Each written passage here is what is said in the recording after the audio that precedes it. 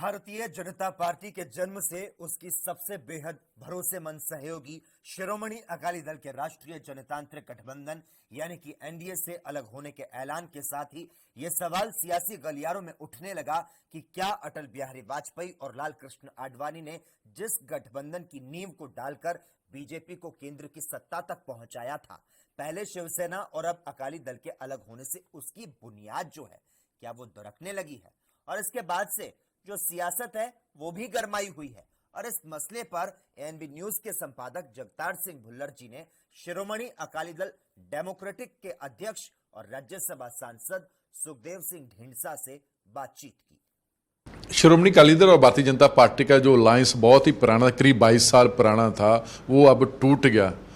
और इस मसले पे हम बात करेंगे राज्यसभा मेंबर और पंजाब के बहुत ही दिग्गज नेता सुखदेव सिंह ढींडसा, वो क्या सोचते हैं। ढींड साहब, कभी आप उस अकाली दल में थे जब श्री अटल बिहारी वाजपेयी के साथ अकाली दल और भारतीय जनता पार्टी का गठजोड़ हुआ था, अलायंस हुआ था, अब वो टूट गया, क्या मायने इसके? कौन कमज़ोर रह गया और कौन मजबूत हो गया? देखो, मैं समझता हूँ कि पहले तो इनका बादल साहब की बहुत बड़ा नाम था। इन्होंने जब अपने परिवार के लिए इसको ही मिनिस्टर बनाया और किसी को ना बनाया, तो उस दिन से ही शुरू हो गया था। पर वो भी ये समझने लग गए कि ये तो सिर्फ अपने परिवार के लिए है, इनको कोई पंजाब का नहीं है, किसी का नहीं है, ये सिर्फ अपने परिवार का रखते हैं। उनके मन में भी ये बैठ गया कि परिवार के करते हैं और कुछ नहीं, इसको छोटी सी मिनिस्ट्री दे छोड़ चलता रहेगा। तो लगता है कि बीजेपी महसूस कर चुका है कि ये अकाली दल अब कमज़ोर हो चुका है और अब इसको हम अपने कंधों पे लेके नहीं चल सकते, ये हमारे लिए भी बोझ है। देखिए, अभी पंजाब में कोई उनके साथ नहीं था। आप देखते हैं जो उनके इकट्ठों में भी आते हैं, वो सिर्फ उनके ऑफिस बेयरर्स हैं और कोई नहीं जाता। ना किसान उनके साथ है, ना धर्म के साथ जो कुछ हो रहा है आईजीपीसी में हो रहा है, वो सभी लोगों में, सिखों में खास करके बहुत दुख है कि वो आईजीपीसी का नजायज़ फ़ायदा उठा रहे हैं।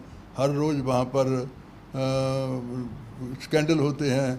गुरु ग्रंथ साहब की बेअदबी का कोई किसी को नहीं है और किसी को मालूम नहीं कितने गुरु महाराज के स्वरूप कहाँ गए। 453 का किसी को मालूम नहीं और छोटे छोटे मुलाजमों में डिसमिस जा कर दिया। तलवंडी साहब में सुखबीर सिंह बादल और हरसिमरत कौर आते हैं तो वो वहाँ इतना ज़्यादा लोग इकट्ठे हो जाते हैं, वो कह रहे कि हमारी तो नींव रखी गई है, 2022 में हमारी सरकार बनेगी।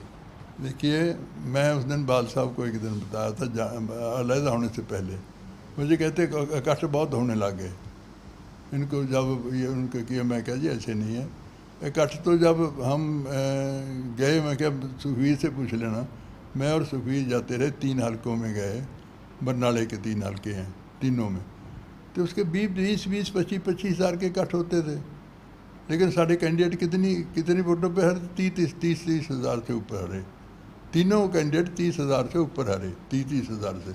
तो इकट्ठ तो हो जाता है, इकट्ठ तो लोग सुनने आते हैं, सभी को किसी पे जो लोग इतने सियाने हो गए, वो कहते हैं सुनते चलो। और जो इनके हल्का इंचार्ज होते हैं वो कहते हैं आओ हम आपको लेकर चलते हैं, शराब भी पिलाएंगे, सब कुछ करेंगे। लोग कहते हैं चलो बेले बैठे हैं, चलते हैं। तो बड़ी बड़ी विशाल रैली होनी, इकट्ठ होना, ये जीत की निशानी नहीं है। नहीं, कोई निशानी नहीं है। इनको मालूम है कि इस असेंबली इलेक्शन में हमारा कितने इकट्ठ होते थे। वैसे जो कृषि को लेकर मोदी सरकार ने बिल पास किए, इसे आप कैसे देखते हैं? देखो, बिल तो गलत किए गए हैं, देखो ऑर्डिनेंस भी गलत हुए हैं। और क्योंकि अभी ऐसा ये सारे देश में ही किसानों में खड़ा हो रहा है, क्योंकि इसमें ये है कि किसानों की ये हो गया कि हमारी जिन्स का ठीक भाव नहीं मिलेगा। इसलिए आज पहले पंजाब में शुरू हुआ, फिर हरियाणा में हुआ, अब सारे देश में शुरू होने जा रहा है, होता है कहीं। तो बिल गलत को लेकर ही पहले हरसिमरत कौर बादल इस्तीफा दे देते, अब गठबंधन भी तोड़ लिया जी। नहीं, पहले तो उनकी सपोर्ट करती रही, उन ऑर्डिनेंसेस का सपोर्ट किया इन्होंने, डट के सपोर्ट करती और उनको डिफेंड करते रहे। ये भी करते रहे, बाल साहब से भी कराया। तो अब यू टर्न ले लिया, अभी कोई चेंज हुई है उसमें भी, अब यू टर्न लिया इन्होंने, क्योंकि लोगों में डर हो गया इनको लोगों का डर था, इसलिए हो गया। कहते हैं कि अकाली दल ने तो बड़ी बोल की है, लेकिन उसके बाद प्रकाश सिंह बादल की बयान आना, स्टेटमेंट आनी, वो उससे भी ज़्यादा बड़ी बोल थी। सबसे बड़ी भूल वो थी बाल साहब की, क्योंकि बाल साहब ने हमेशा किसानों की लड़ाई लड़ी है।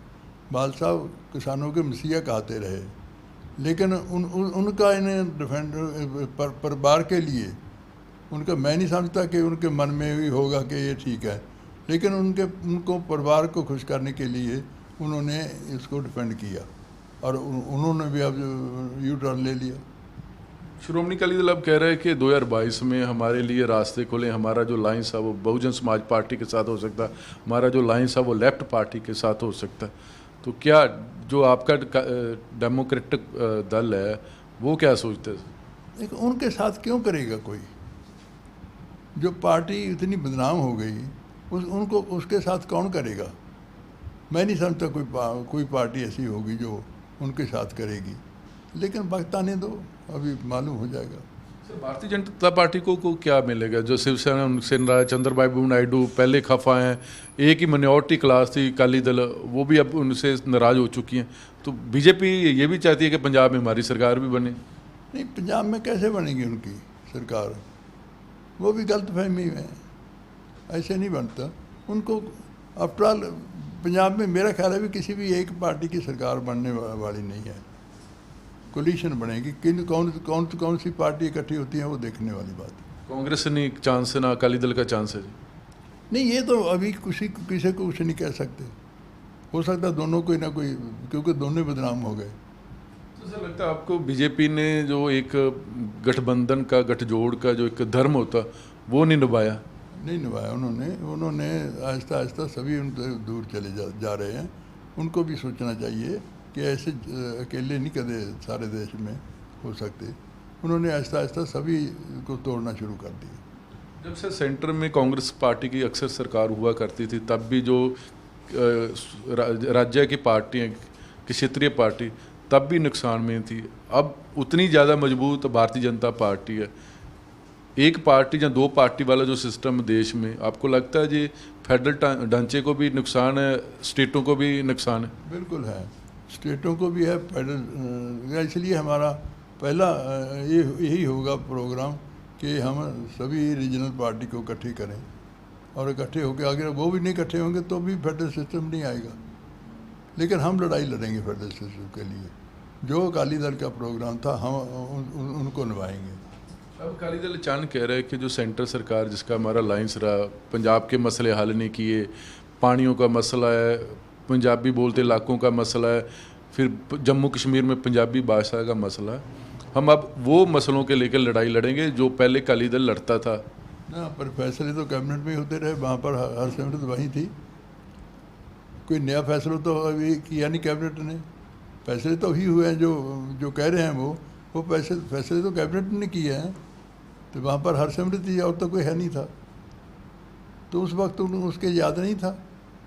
अभी याद आया जब उनको लोगों का प्रेशर बढ़ गया और उन्होंने इनको पूछना बंद कर दिया, तो उसके बाद ही आया नहीं, पहले तो याद नहीं था। सर, मेरा आखिरी सवाल है, जिस हिसाब से पंजाब के लोग बाहर हैं, हर जात के हर धर्म के लोग बाहर आए हुए हैं, लगता है कि ऐसे मौके में एक नई लीडर की तलाश हो सकती है, जहाँ जो लोग इतने ज़्यादा इकट्ठे हो रहे हैं उनको एक नेतृत्व की ज़रूरत है? नेचुरली ये तो नेतृत्व इसी जब कोई होता है ना, युद्ध होता है जब उसमें से ही कोई लीडरशिप निकलती है। लेट द टाइम कम, पर मालूम हो जाएगा कहाँ निकलती है। शुक्रिया सर। थैंक यू, बहुत बहुत मेहरबानी। जैसे डेमोक्रेटिक दल के अध्यक्ष सरदार सुखदेव सिंह ढींढसा, रही बात पंजाब की, और पंजाब में क्योंकि इलेक्शन जल्द होने वाली है, 2022 में समय कम है, और जिस हिसाब से राज्य का किसान बाहर आया, तो लगता है कि तमाम जितनी भी पार्टी हैं पंजाब की वो भी इलेक्शन मूड में आ चुकी हैं। लेकिन रही बात कि पंजाब इस बार किसके साथ खड़ा होगा, और भारतीय जनता पार्टी की सरकार की तरफ से जो बिल पास किए गए हैं, निश्चित तौर पे वो पंजाब के लिए नहीं, वो देश के लिए भी खतरनाक है। कैमरामैन मनदीप सिंह के साथ जगतार सिंह, NB न्यूज़, चंडीगढ़। देश दुनिया की खबरों के लिए ANB न्यूज को सब्सक्राइब करें और बेल आइकन दबाएं।